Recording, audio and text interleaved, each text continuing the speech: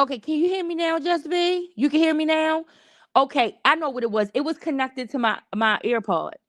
So I didn't I left the case in the car. One of the AirPods is in the car. The other one is here in the house. I didn't feel like going down to go get it. So I guess it's a little battery life left on it. So it was going to my AirPods. So good. Now you can hear me now. Okay, so let me go back a little bit. So I'm deciding to use the reports from KVUE news station because most of the other reports, when I've been going through them, leave out a key testimony from yesterday of Tiffany Whitaker. And when I looked through that today and I saw that, I decided to use KVUE as the source because they actually do at least speak about her testimony. And the reason that most of these media outlets are probably leaving out her testimony is because she dispelled some myths that were told by some of the other coaches that testified. She did not corroborate some of what they said. She did not have the same opinion about high school students and where they are supposed to be and where they are supposed to be positioned and what they're supposed to be doing.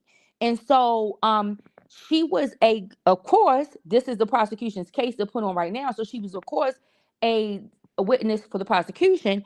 But I think that she gave a lot of credibility to Karmelo being able to be where he was. She when Tiffany tells the story, Karmelo being where he was wasn't a big deal. It wasn't a big deal at all.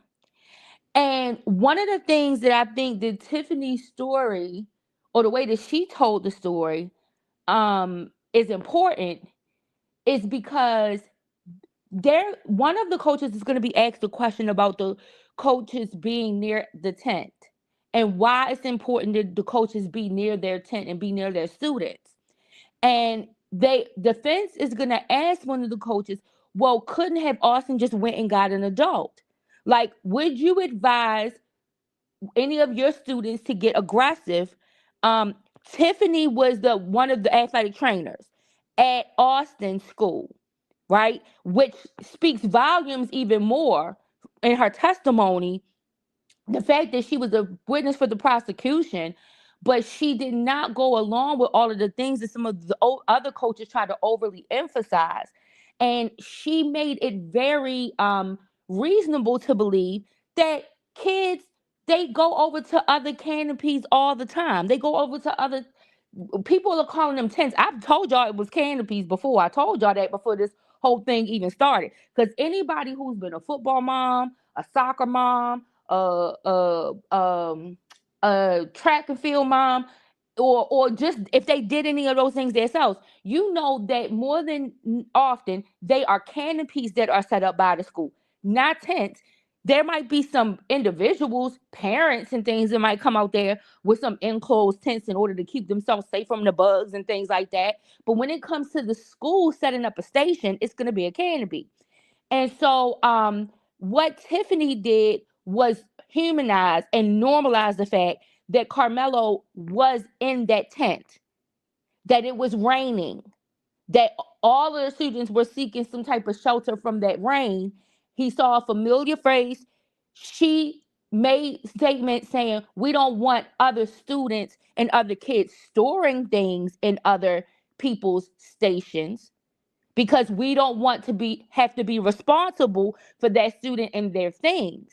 But it is reasonable for a student to come into another tent, and especially in a situation where it is raining. And so I thought that it was interesting that one of the other coaches was asked about the proximity that a coach is normally to his students. And so the coach explained that normally we are very close to our students because things can happen. Hey, Tiz, hey, boo. He explains that normally we are very close to our school because our students because things can happen, but there was an emergency that day that had something to do with crock pot. The coach went to go take care of that, and so that's why he was away from the tent area, the station for the Memorial High School students. And so he the defense attorneys asked him a question. They said, listen, would you advise your students become aggressive with someone for being in the tent? And the coach said, absolutely not. I wouldn't advise that. And then he asked the question, well, if Karmelo wasn't leaving and if Austin felt like he should have left, why didn't Austin go and get an adult? And I think what Tiffany connects in that question for me, if I was looking at this as a juror, what Tiffany connects with what the male coach said, and then what she says is that if he had gone to get an adult probably would have told him, just chill, calm down, it's raining, we're gonna have other people under the tent. Just calm down. That's what an adult probably would have told him. If an adult was close by, if an adult was asked for advice or asked for assistance, clearly there were enough law enforcement around because law enforcement got there so quickly. If it was something wrong that Karmelo was doing, then I'm sure that they would have been more than happy to help. The reason why they couldn't go get any adult or law enforcement is because what they were requesting from Karmelo was completely unreasonable. And so I titled this live 13 Reasons Why Season 5. And it's a reason I titled this for today because it's related to some testimony for today. So I don't know how many people are familiar with the Netflix series 13 Reasons Why. But 13 Reasons Why was a Netflix series that was about a character by the name of Hannah Baker. And Hannah Baker was a high school student who unalived herself. And when she unalived herself, she left behind a box of cassette tapes. And the content of those cassette tapes kept in them the reasons why each individual who she had made a cassette tape to contributed to her unaliving herself. And she put them in the care of her friend, Clay Jensen. And so we are watching the story of Hannah Baker and her unaliving herself being told through the voice of Clay Jensen and Hannah Baker simultaneously, right? But the reason that I labeled this is because in this series, 13 Reasons Why, you have everything in it. You have rape, you have drug use, you have an attempted school shooter, you have someone who does actually then shoot themselves with a gun. You have homosexuality, you have HIV/AIDS. These high school students are dealing with an abundance of things. And in dealing with those things, they get themselves into these criminal situations. And when they get themselves into these criminal situations, they have to talk to one another and cooperate and collaborate with one another in order to try to cover each other because they all are entangled some kind of way into this big old mess, right? And so today's testimony, and this is why I wanted to come to talk to you guys tonight, and I wanted to go over the testimony from yesterday and then go over today's testimony. Because in today's testimony, some of the YouTube reporters, I haven't seen it discussed amongst the mainstream news because, like I said, this is very slanted. The reporting by mainstream media is very slanted, okay? And but some of the YouTubers are explaining how the defense, there were lots of students that were questioned today.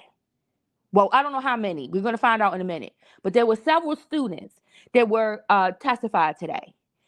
And the defense was able to poke holes in these kids' stories by their previous statements that they had made and then what they were testifying to on the stand today.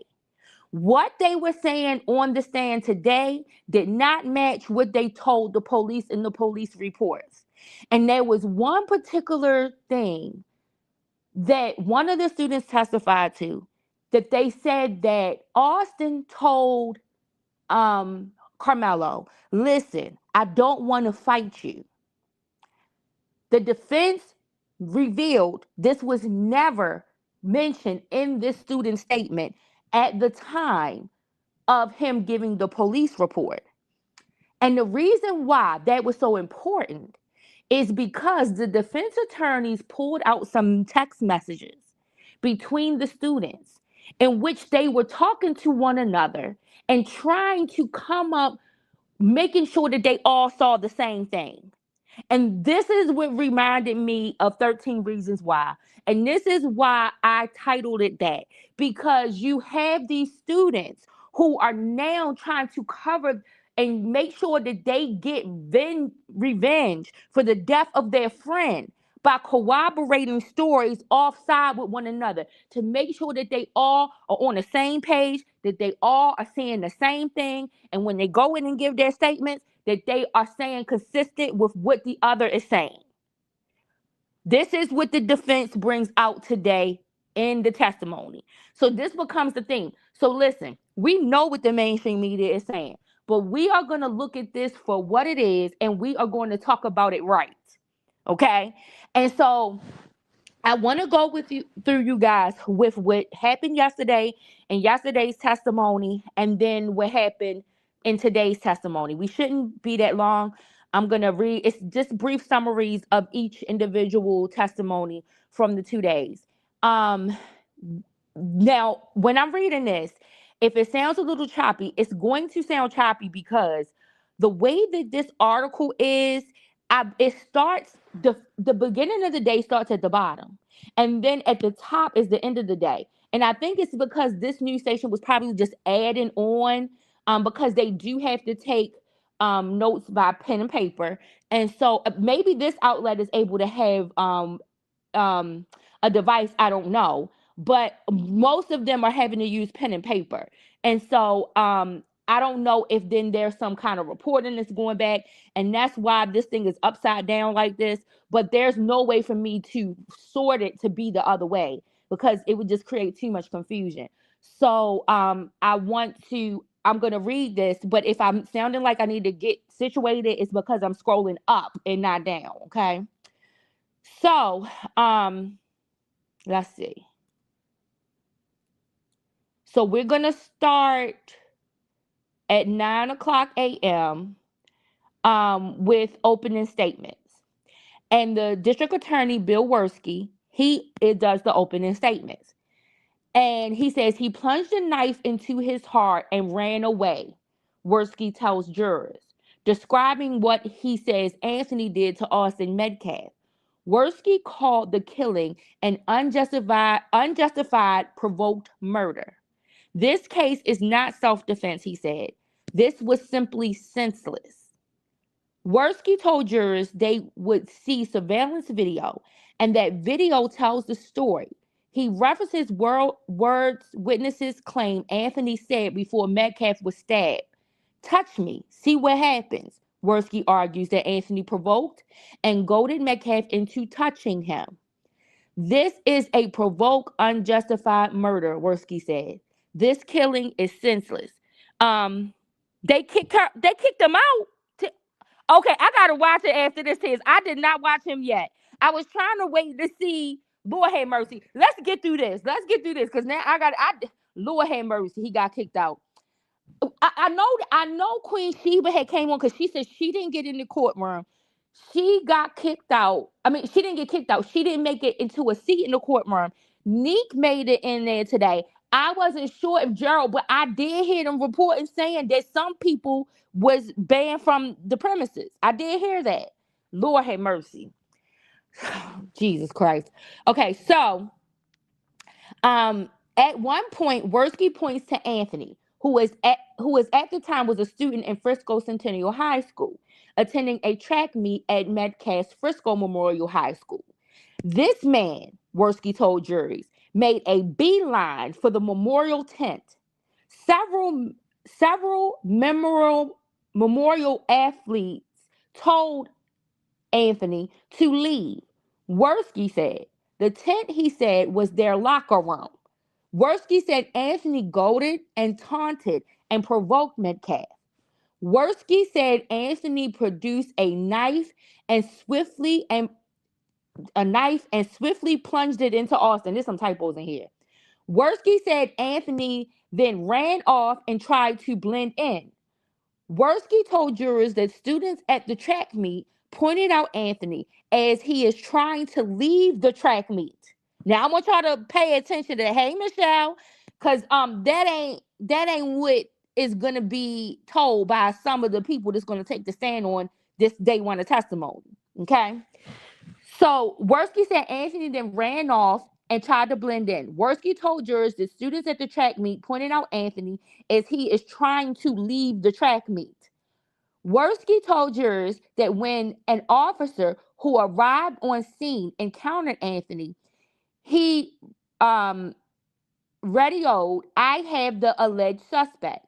Worski said the officer reported that Anthony then told him, "I am not alleged, I did it." Anthony also allegedly told the officer, "He touched me first and I told him not to." According to Worski, he told jurors he tossed the knife and tried to slip away from the scene. He told jurors they will see video from the scene and that they will hear from the witnesses. "You cannot provoke someone and produce a knife and take a life," Worski says. Hey, Miller. Okay, so I'm going up so we can get to the next part.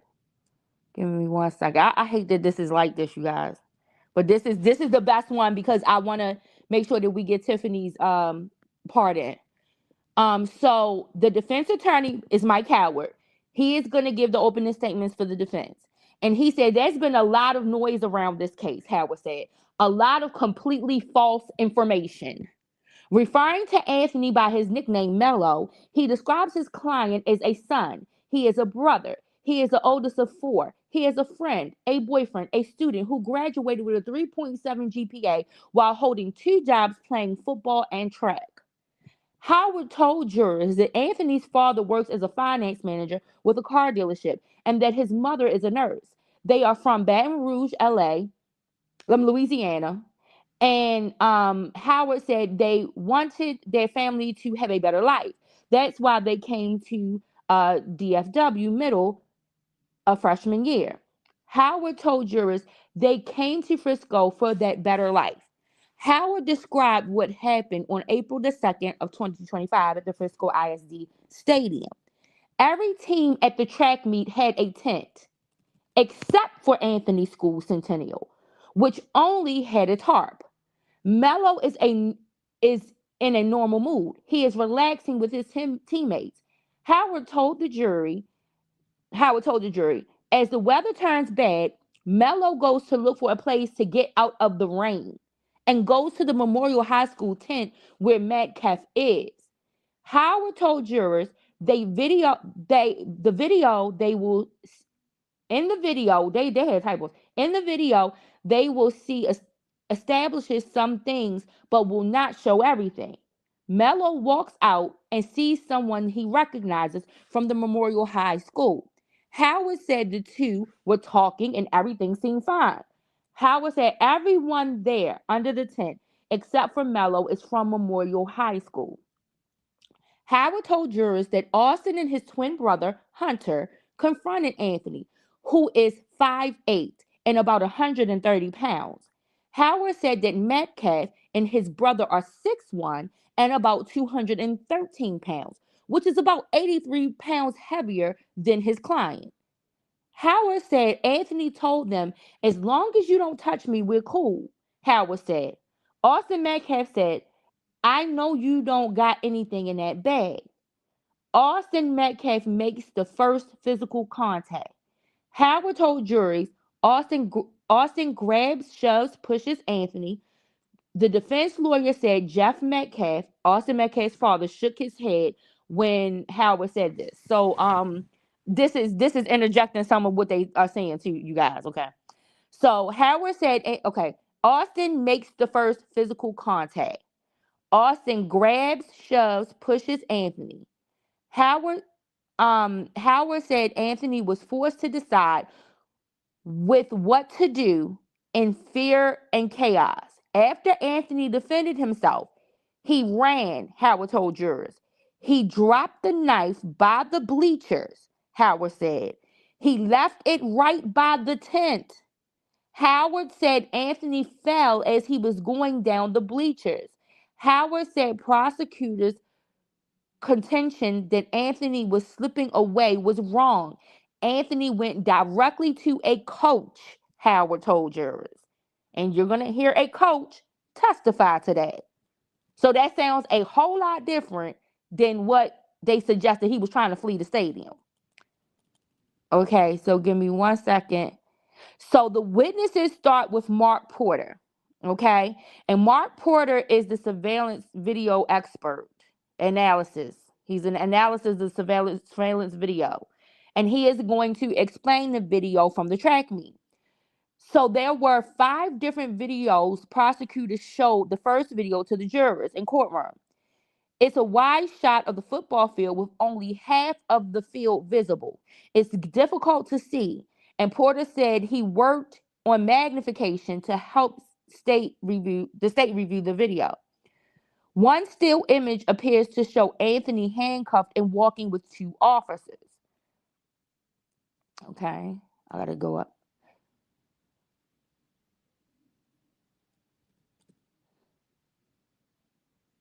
Okay, so prosecutor Judy Mitchell, he is the one that is questioning this witness, showed jurors zoomed in video from the stadium from the day of the stabbing last year. It shows the yellow Memorial High School tent and figures under the tent. Mitchell and witness Mark Porter take jurors frame by frame, showing Metcalf enter the tent at 9:54 a.m. A few minutes later in the video, Porter testifies that it appears one person pushes another, but it is unclear who is shown. Someone can then see running down the bleachers. In another video from another camera, Metcalf and his twin brother are walking into the stadium. Jeff Metcalf, their father, has his head down watching. Their mother, though, appears to be watching. Another video shown to jurors appears to show an individual getting handcuffed by an officer. Someone is shown dropping to their knees, and what appears to be staff running in and out of frames, directing people with their hands. The judge then called a lunch break. Okay. So the prosecutor continues to go over the surveillance video with the expert. None of the videos we've seen today show the altercation or the stabbing. The images in the video are not clear because they have to be magnified to see them. Also, it was raining that April day in 2025, and there are people walking and holding umbrellas as they cross the tent at the bottom of the bleachers. Prosecutor Dewey Mitchell appears to be trying to establish how much time elapses from the time Metcalf and the twin brother enter stadium and reach their team tent until the altercation. The prosecutor's witness, Mark Porter, testified that after the altercation, he believes it is Karmelo Anthony seen running or perhaps jogging away from the tent. There are 2 individuals behind what is believed to be Anthony pointing in his direction. Anthony appears to be moving towards the entrance of the stadium. Jurors appear to be intently watching the video. Half of the courtroom cannot even see the TV screen facing the jurors. This is only one video screen, and it is facing the jurors, and that is because of the 4K. So remember that we were talking about the other night about the 4K and the video being in 4K? So I guess they put in a device so that the jurors could see the magnified version of the video, but the gallery could only see from the TV screens that were available that were not 4K. And so that's why it probably wasn't that better defined for the jurors, but the jurors got a little better definition than what the gallery got. Okay. So people on the left side of the courtroom can see the video play out. The video continues to spotlight Anthony's movements away from the memorial tent to the entrance, where he is then met by officers and escorted out by them. Once Anthony is arrested and escorted out, the video shows students in uniforms running. some casually walking and exiting the stadium. Okay. So prosecutor Dewey Mitchell ends his examination of the forensic video witness by saying 15 minutes elapsed from the time Austin Metcalf and his twin brother walk into the stadium to the time that Anthony is led away from the arrest. So remember, this is takes that they're getting. So it's a whole lot of in between, a whole lot of area that they could not see, that they don't have anything for. And so when they are looking at Anthony go to towards the front entrance of the stadium, he's being escorted by a police officer at that time. But this is not how this prosecution tells this story, and this is not how they lead this witness down the line of questioning. But the defense is about to cross-examine. So defense attorney Toby Shook cross-examines Mark Porter. Shook gets Porter to admit that the video doesn't definitively known when when the argument between Anthony and Metcalf began or ends. Porter testifies that there appears to be some showing on the video. Porter said it is possible the person being pushed may have been sitting down. Porter says it appears to be a shove. And when asked by Shook could it have been a punch, Porter answers that that's a possibility. Porter testified he cannot tell with certainty whether what is shown is a shove or a punch. After the incident, the video appears to show Anthony walking on the track. He is met by a coach who has his arms over him in what looks like some of an embrace. It appears Anthony is squatting on the track and grabbing his head. Shook appears to be trying to make the point that Anthony did not run away from the scene and hide like the state said he did. Okay. So then the prosecutor's next witness, so that the defense finishes up with that witness, and now we go on to the next witness. So the prosecutor's next witness is Robert Starr. He is the head coach for Memorial High School. He's also the strength and conditioning coach for the football team. He coached Austin and his brother, both linebackers for Memorial. As prosecutor Bill Worski shows jurors pictures of the Metcalf brothers, their mother wipes her eyes. Coach Starr told jurors about the importance of these teams' tents at track meets. He said they are meant specifically for students of the school. Worski says, do they have a policy on bringing weapons? The witness says, weapons are not allowed in any shape, form, or fashion. Okay, I gotta get up. So, senior crime and justice report. Okay, let me go past that. We don't need that.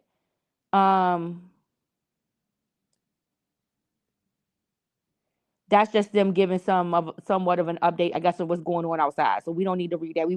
We just want to get to the testimony pieces. Hold on. And y'all, I gotta read this scrolling up because the more current things are at the bottom. So that's why I gotta scroll up. So this and then go back down. Okay, so Starr continues to testify that kids have to sign a code of conduct that includes a prohibition on bringing weapons to a school event. He said kids bringing weapons may happen in some inner city districts. He said Memorial was hosting the track meet, and he asked several of his upperclassmen to be leaders on that day. He said he sent a text to Austin Metcalf to step up and be a leader that day. Now, what wasn't revealed, but then does get revealed, is that the reason that text happened was because Austin was getting kicked off the team.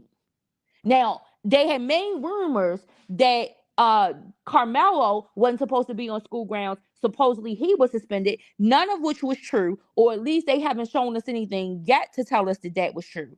But Austin and his brother were kicked off of the team. And they were kicked off of the track team because of their poor performance and because they decided that they wanted to go do extracurricular activities instead of attending events.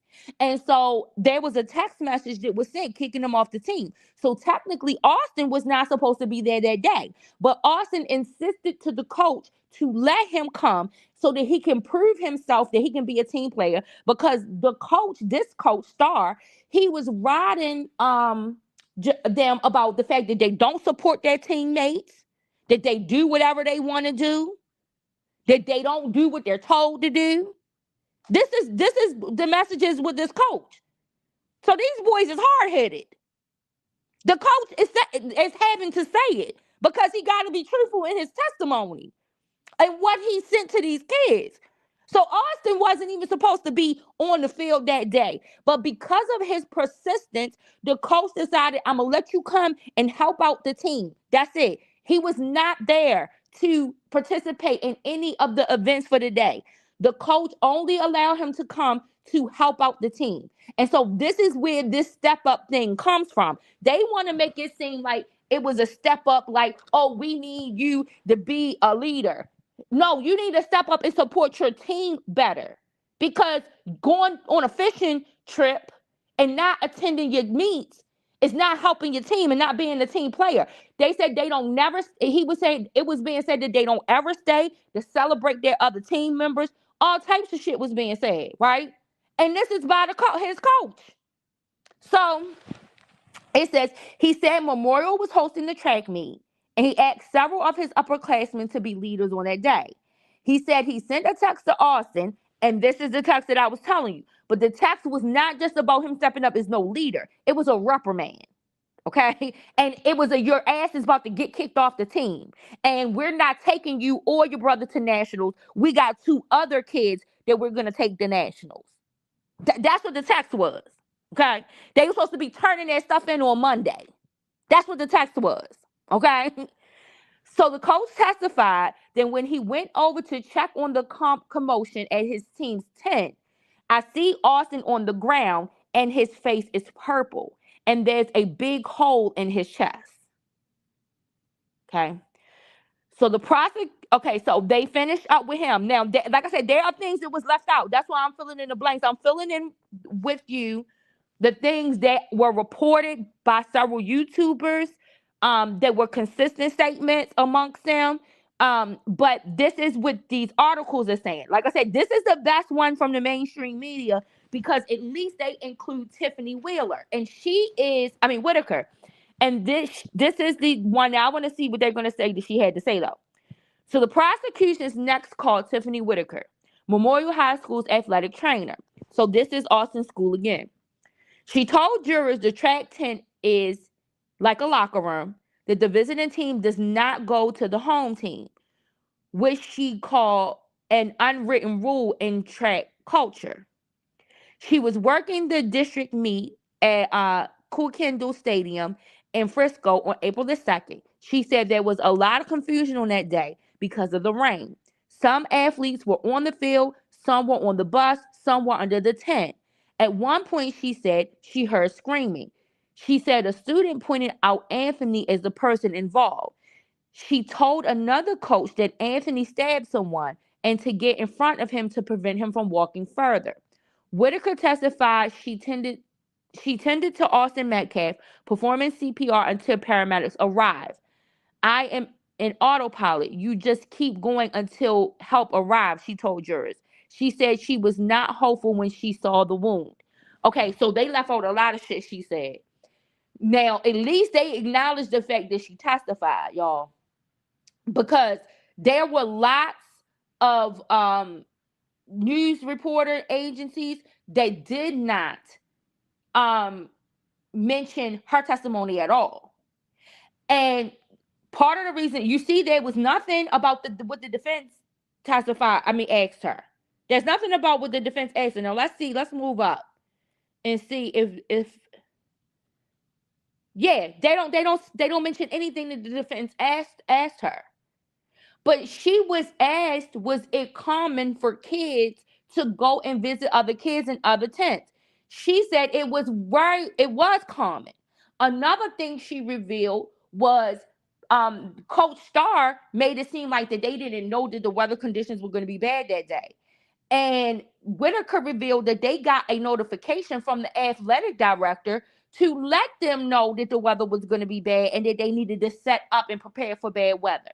And so this question was asked because it was asked in relation to the fact that Centennial High School, which was Karmelo School, did not have a canopy set up for them, that all they had was a tarp, while all of the other schools had a canopy. That school was the only one who did not have one. And so Coach Starr tried to make it seem like, oh, it was because that they weren't prepared and they didn't know this was going to happen. But Whitaker lets it be known, we knew, we got a notification. We got a notification from the athletic director that it was going to be bad weather. And so she was also asked about, is it, like I said, was it uncommon for kids to go visit? And she says, it's not that kids can't go visit other kids, in other tents. It's that we don't want them storing their belongings in those tents, because we don't want to be responsible for their belongings, because they're not our kids. So we don't want to be responsible, for something that might happen with a kid we're unfamiliar with. And she was saying, but it is quite common. And she said, and we don't expect them to stay too long in the tent because we want to make sure that we have enough space for our own students. But considering the situation with the rain, I'm sure that any reasonable adult would have told Austin, it's fine, just let it go. It's raining. What do you want him to stand out in the rain? But there's something the defense is going to do to even dispute what is being said even more, because there's going to be some question to whether or not Karmelo was actually under the canopy, or was he sitting on the bleacher, on a higher level of the bleachers that was not covered by the canopy. So then that poses a whole nother question, right? So that's the end of her testimony, though. They don't mention any of those things that she contradicted Coach Starr on. Okay? Coach Starr made, there were some other statements that Coach Starr made. Coach Starr, after the stabbing took place, Coach Starr aggressively went at Karmelo. So much to the point that other coaches had to stop him and tell him to leave and move away from the area. When Coach Starr, when they asked him to identify Karmelo, he says, yeah, that's him, but he's more cleaned up today. So the defense went back to go ask, what do you mean by he's more cleaned up today? In the cross-examination. And so Coach Starr says, well, his hair was different. He had different hair. And so the defense asked, oh, what is that hair that is common that some young kids have these days? And the coach said, yeah. And the defense said, okay, thank you. Thank you. Just showing the prejudice. Showing the prejudice that is there. Okay? So we're going to go to the next witness. At around 5 o'clock, this witness gets on the stand. So we're almost to the end of day one of testimony. Okay. So Vincent Hooper, who is another coach, and he is a coach for track and football at Heritage High School. So not Austin School. He's just another coach to stay on the field. So he was asked about the track culture and the use of the tents. He said, you want your kids in your camp, he said, after the stabbing. Another coach asked him to hold Anthony. So he said he put his arms around him and asked, what did you do? Coach Hooper asked Anthony, said, Anthony answered, he put his hands on me. I stabbed him. Coach Hooper told Anthony that this could change his entire life if Metcalf dies. Hooper testified that Anthony told him he's not going to die. Hooper describes Metcalf after he been stabbed. He was pale, white, and there was a puddle of blood. The defense lawyer Toby Shook asked Hooper whether he agreed that Anthony genuinely felt upset about the incident. Hooper said he did. Okay.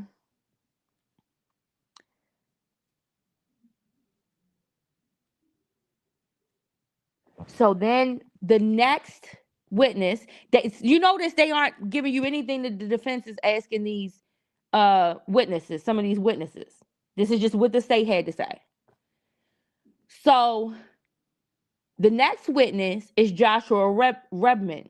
He is the Liberty High School football coach, and he was helping at the track meet that day. His school, he said, had 2 tents up, one for boys and one for girls. So listen to this.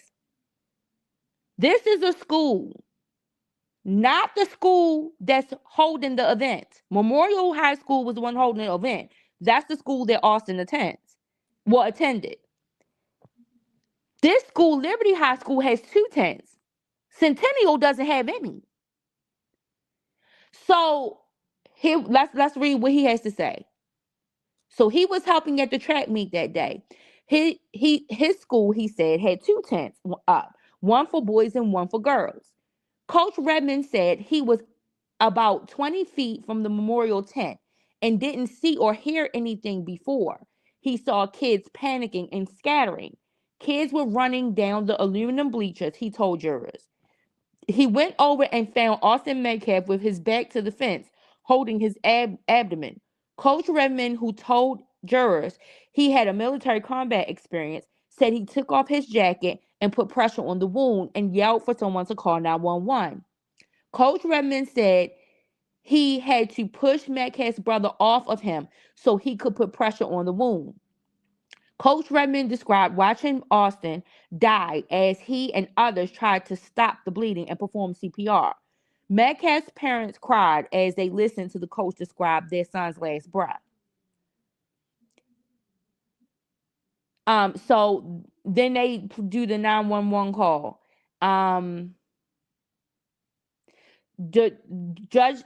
Prosecutor Worski shows the jurors the jacket that Coach Redmond used to stop Austin's blood from bleeding. Worski put on gloves and opened the evidence bag, and then he showed the jacket.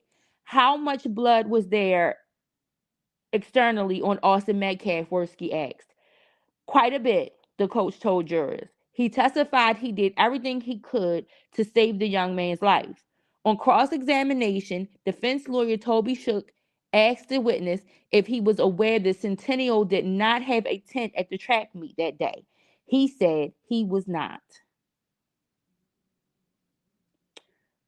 Okay? And then that was the last witness for day 1. Okay? So, listen, you guys. Now you are I'm not even gonna go through day 2 because I'm gonna go through something else to see if I can get more details. We can play catch up on Sunday because court is tomorrow. So we can try to play catch up on Sunday in order to try to make sure that we are up to date by the time Monday comes back around. But I'm not even going to read it because these are not giving the statements and the testimony of the cross-examination. Okay. And so you see how this is painting this picture to the public. It's giving the public this perception and trying to stick, and it doesn't want to show that the prosecution's witnesses are actually good witnesses for the defense. Several of the prosecution's witnesses have been good witnesses for the defense. So I'm not even going to go over because I want to make sure that when we go over the testimony of these students that are going to come from today, that we have more details and more information about what their testimony was on direct examination and cross-examination. These news outlets are not giving us that. The content creators are. And so, and honestly, I think that's why something may have been done, Tiz, when you're saying that Gerald got banned out from the thing. I think something might have been done in order to purposely try to limit their access to the courtroom, because they don't want this information coming out of what the defense is cross-examining and bringing out on these witnesses. So I know they say that it is a small courtroom, and that they are letting like 27 in, or at 27 in. I don't know if that's at a time until they determine like and then let some other people in. I don't know if it's 27 people in total, but I think there were like 9 reserve spots for those people who were approved by media, and then everybody else has to come in as public, and then it's like 27 of those seats or something.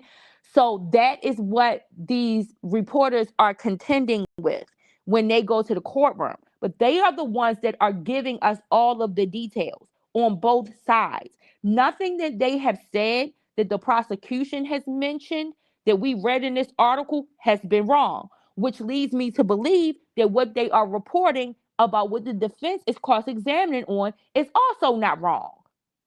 Why this is not being, all of the story isn't being told, all of the emphasis isn't being placed on both parts, is left for us to figure out, right?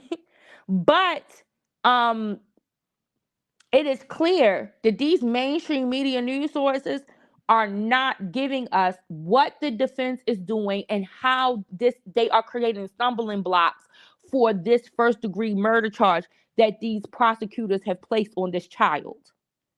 Because to me, I don't care, he is a child. He was a child when the crime was committed.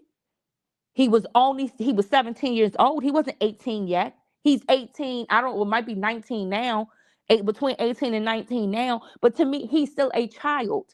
And they have put all of these labels, all of these lies on this child. And they know they are purposefully, intentionally not telling the true story about what happened that day. I mean, you hear the defense attorney have to pull, like he's pulling teeth out of the video expert in order to say, like, you had video where he was with a coach, where he was down near the football field. How did that not make it out in the prosecutor's questioning? Why? Because the prosecutors wanted to frame that he was trying to flee the stadium. Like, this is a mess. It is a whole big mess. And I mean, I like I said, I know how I feel about the case.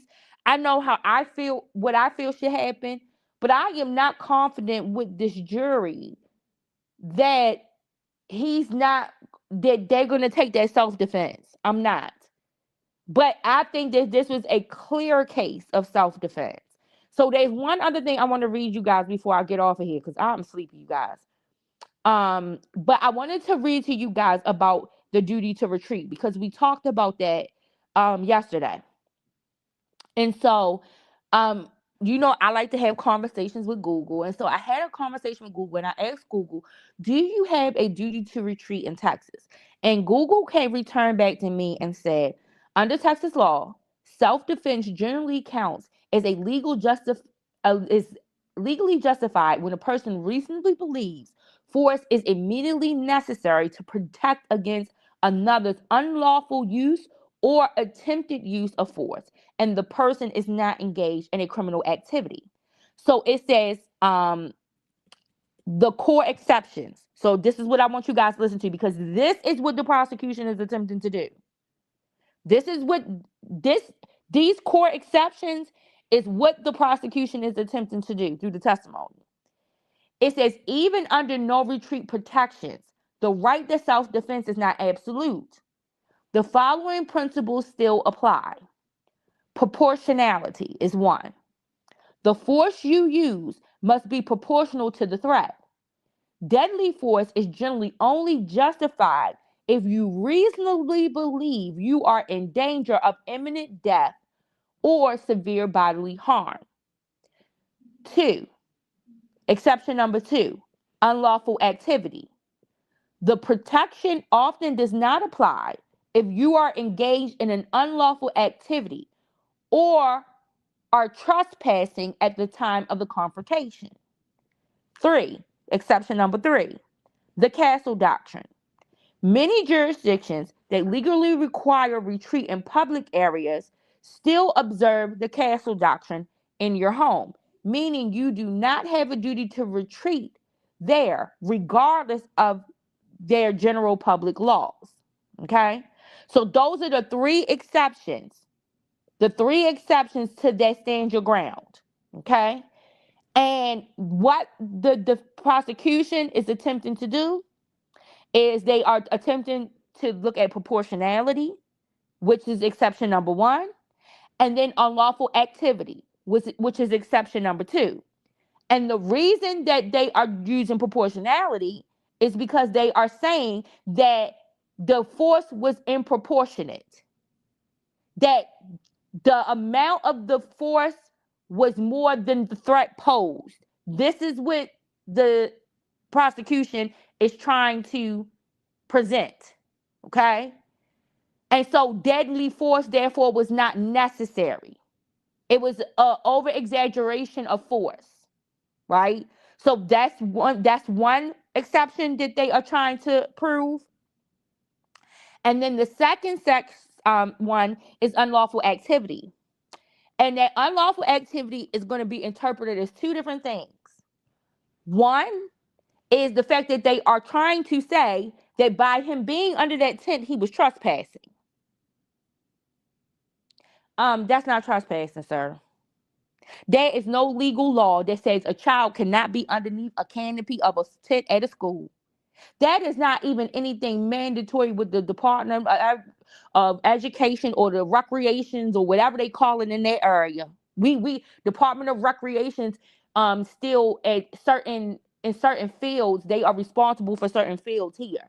The Department of Recreation. So I don't know which one or how they have it divided up over there in Texas, but whether or not it is the Department of Education or Department of Recreations, that's not no trespassing or going up underneath a canopy. Witten, but this is what they are attempting to do. The fact that he was engaged in unlawful activity, which was being under the canopy of another team, and then in addition to him having a knife on him on school property. Those are the two unlawful activities that they are trying to meet that burden in order to say that this is why his stand your ground was not applicable in this situation. Okay. So that was from day number one. Tomorrow I will look through so I can try to find a better read of day two so that we can make sure that we are covering the bases and how the defense was able to discredit some of those witnesses um, from the school. I want to make sure that the article is going to discuss what happened with the revealing of the text messages and the conversations with the children back and forth in order to try to corroborate one another's stories. So I want to make sure that I get all of that for you guys. So I'm gonna look into some more sources and then come back with you tomorrow to go over that either tomorrow or Sunday because it depends on how much information we get tomorrow from court tomorrow during the day. We might just talk about that and then we'll go back to those children that testify from today on Sunday so that we can be caught up for Monday. So you guys, I just wanted to come on here really quick to try to go over there so we don't get too far behind with coverage and discussing this case.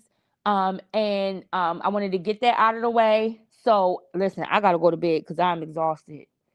But I hope you all have a great night and I will talk to you guys tomorrow.